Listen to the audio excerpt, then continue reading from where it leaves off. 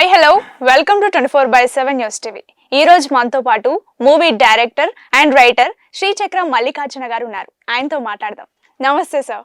నమస్కారం అండి. సార్ బాగున్నారా? Thank you very much. Okay sir. ఇప్పుడు చిరంజీవి అనిల్ రావిపూడి కాంబినేషన్ ఫిక్స్ అయిందని వార్తలు వస్తున్నాయి. అలాగే ఆయన ట్వీట్ కూడా చేశారు, చిరునవ్వుల పండక్కి ముహూర్తం ఫిక్స్ అని. సో ఈ మూవీ ఎలా ఉండబోతోంది? సో ఆయనకున్న జోష్ తీసుకుంటే మనకి లాస్ట్ మూవీ ఆయన సినిమాలన్నీ కూడా హిట్ మూవీస్. ఓకే, సో ఆయన హిట్ అనేది కంటిన్యూ అవుతుంది అనేది మనం విష్ చేద్దాము. ముఖ్యంగా లాస్ట్ మూవీ సంక్రాంతికి వస్తున్నాం అన్నది అయితే ఇంకా అసలు అది బ్లాక్ బస్టర్ హిట్. కనీవిని ఎరుగిన రీతిలో మనకి సినీ పరిశ్రమలో డిస్ట్రిబ్యూటర్స్ సక్సెస్ మీట్ పెట్టడము, వాళ్ళు హ్యాపీగా ఉండటము, అది వ్యక్తపరచడం అనేది ఒక గ్రేట్ ఇన్స్పైరింగ్ థింగ్ అనమాట. ఓకే, సో మనకి చిరంజీవి గారి కామెడీ తీసుకుంటే చిరంజీవి గారు హిట్ ఫ్లాప్లు మనం చూస్తూ ఉన్నాం. మనకి 2017 నుంచి comeback after 10 years comeback film మనకి ఖైదీ 150 వచ్చింది. సో అది సక్సెస్ఫుల్ ఫిల్మ్ మనకి వివి వినాయక్ గారు ఇవ్వటం జరిగింది. సో దాని తర్వాత వస్తున్న మూవీస్ ని ఒకటేమో సక్సెస్ అవుతే ఒకటేమో ఫ్లాప్ అవటము, ఇట్లాంటివన్నీ మనము చూస్తున్నాం. ఓకే, చిరంజీవి గారు ఇప్పుడు ఏంటంటే ఇంకొకటి చిరంజీవి గారికి ఒక ఏజ్ అనేది వస్తుంది, అంటే పెరుగుతుంది కాబట్టి సాధ్యనంత వరకు ఎక్కువ మూవీస్ చేయాలని ఆయన ఒక తపన కనిపిస్తుంది మనకి.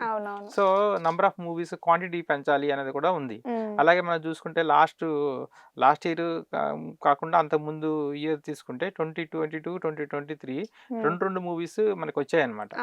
ఓకే, సో ఇప్పుడు ఈ మూవీ దగ్గరికి వచ్చేటప్పటికి అఫ్ కోర్స్ సినిమా ఫీల్డ్ ఎలా ఉంటుందంటే ఆయన సక్సెస్ ఫెయిల్యూర్ అన్ని ఆయన చూసే part of the game career.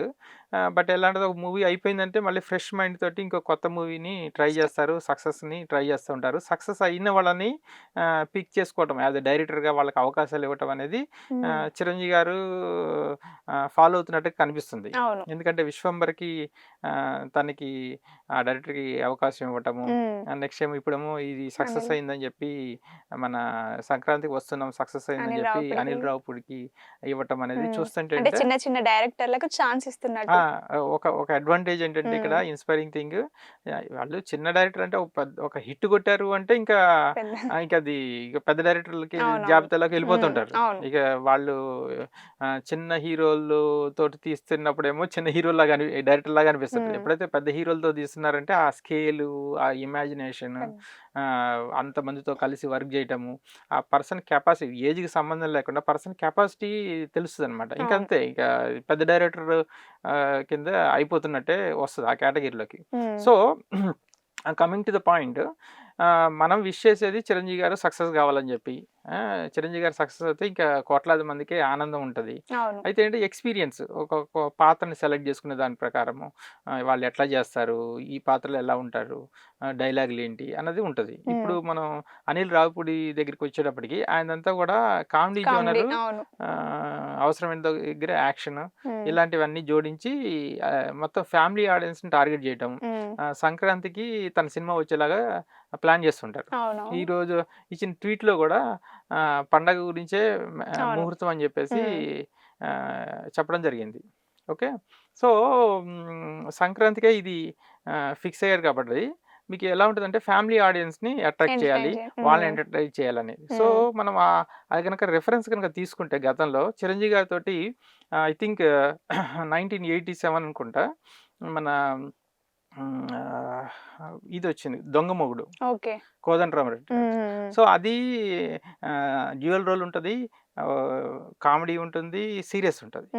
Okay, అలాగే నెక్స్ట్ బావగారు బాగున్నారు వచ్చింది. అదేంటే రంభతోటి, హీరోయిన్ రంభతోటి చేసింది అనమాట. దాంట్లో కామెడీ పార్ట్ అంతా కూడా బ్రహ్మానందం చేయటం జరిగింది. చిరంజీవి అద్భుతంగా చేస్తారు కామెడీ. ఓకే, సో అలాగే యాక్షన్ ఉంటుంది. సో ఇది కూడా బహుశా నేను అనుకోవటం ఏంటంటే ఇట్లా ఒక యాక్షన్ ప్లస్ కామెడీ ఉండుండొచ్చు అని నేను అనుకుంటున్నాను. అయితే ఏంటంటే సింగిల్ రోలా డ్యూయల్ రోలా అన్నది ఇంకొక విషయం. అయితే ఫిల్మ్ సర్కిల్లో తెలిసింది ఏంటంటే డ్యూయల్ రోల్ ట్రై చేస్తున్నారు.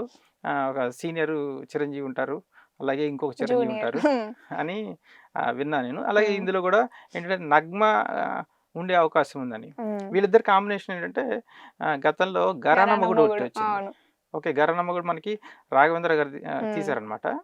సో అది బ్లాక్ బస్టర్. అవునవును. ఓకే. అప్పట్లోనే 1992 అనుకుంటా మీకు ఒక 10 క్రోర్స్ వరకు అది గ్రాస్ వసూలు చేసి. గ్రాస్ వసూలు చేసింది. అంటే 10 క్రోర్స్ అంటే 100 క్రోర్స్ అన్నట్టు. ఇప్పుడు లెక్కల ప్రకారం తీసుకుంటే ఇన్‌ఫ్లేషన్ యాడ్ చేస్తే. సో అలా ఇది ఒక మంచి సక్సెస్‌ఫుల్ కాంబినేషను. ఒక బ్లాక్ బస్టర్ హిట్ రిజర్వ్డ్ అని నాకు అనిపిస్తుంది. Ever green combination. ఎగ్జాక్ట్‌లీ.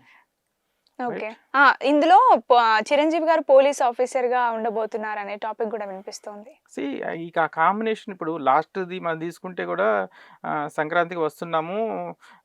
అతని ఇన్వెస్టిగేషన్ కోసమే తీసుకెళ్ళడం తీసుకున్నారు. జరుగుతుంది. అవునవును. ఏదన్నా ఒక ఆబ్జెక్టివ్ ఏంటి, టార్గెట్ ఏంటి, విలన్స్ ఎలాంటి వాళ్ళు, దానికి సంబంధించినవి చెయ్యాలని. హ్మ్. ఇక పోలీస్ ఆఫీసర్ అనగానే ఆల్రెడీ చిరంజీవి చేశారు. హ్మ్. బట్ ఎట్లాంటి పోలీస్ ఆఫీసరు ఇది డైరెక్ట్‌గా ఎస్పీ పరశురామ్ అని అంతకుముందు వచ్చింది. అవునవునవును. శ్రీదేవి గారితోటి. ఓకే. హ్మ్.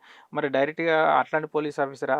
లేకపోతే అండర్ కవర్ పోలీస్ ఆఫీసరా? హ్మ్. ఇప్పుడు మహేష్ బాబుది ఆల్రెడీ ఆహ్, 'పోకిరి' వచ్చింది. అవునవును. అట్లా అండర్ కవర్ పోలీస్ ఆఫీసరా? హ్మ్. అన్నది మనము ఇంకా చూడాలి. అంటే సో ఇంకో టాక్ కూడా వినిపిస్తుంది. ఇప్పుడు తండ్రి కొడుకులు డ్యూయల్ రోల్ అన్నారు కదా! తండ్రి first police officer.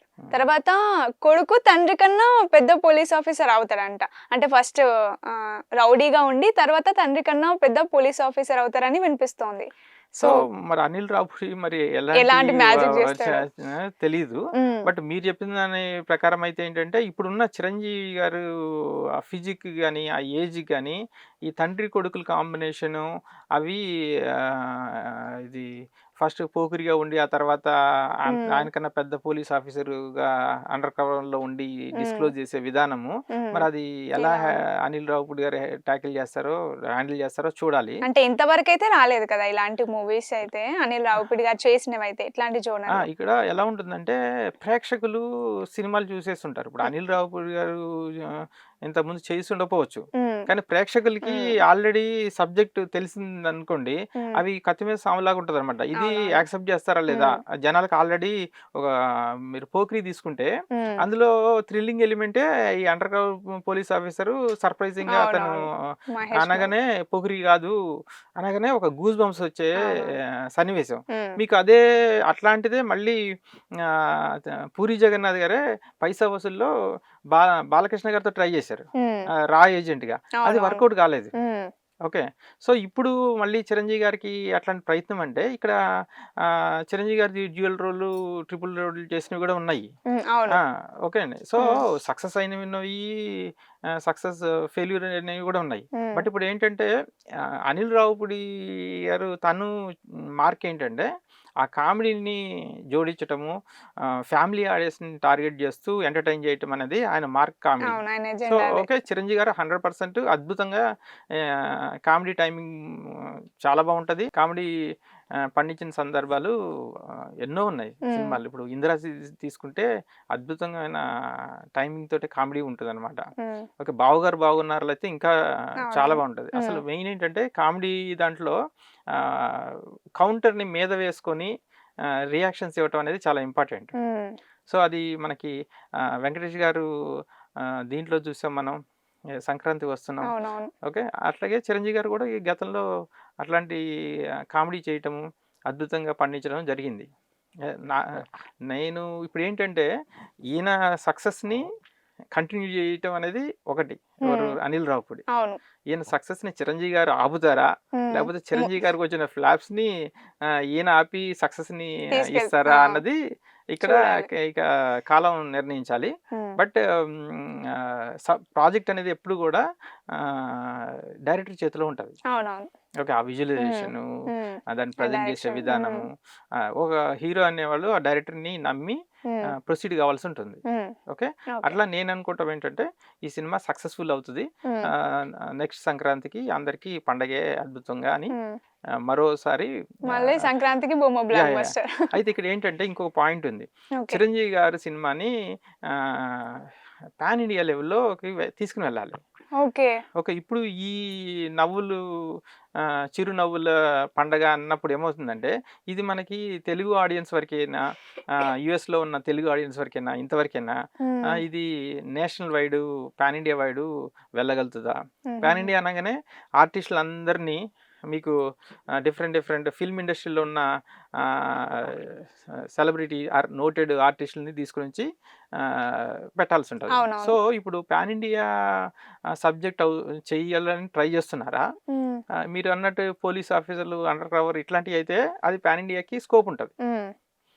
Only family ఆడియన్స్‌కి నవ్వటం వరకే అంటే అదంతా లాంగ్వేజ్ బేస్డ్ ఎక్కువ ఉంటుందనమాట. హ్మ్. సో, అది మన ఆడియన్స్, మన కల్చరు ఇలాంటివి చేసినప్పుడు ఏమవుద్దంటే ఇక్కడ మన తెలుగు ఆడియన్స్ వరకే లిమిటెడ్ అవుతది. అవునవును. సో, ఇది సో, ఎనీహౌ వాళ్ళందరూ పెద్ద పెద్ద ప్రాజెక్టులు చేస్తున్నారంటే వీళ్ళు ఇవన్నీ అసెస్ చేసుకొనే హ్మ్.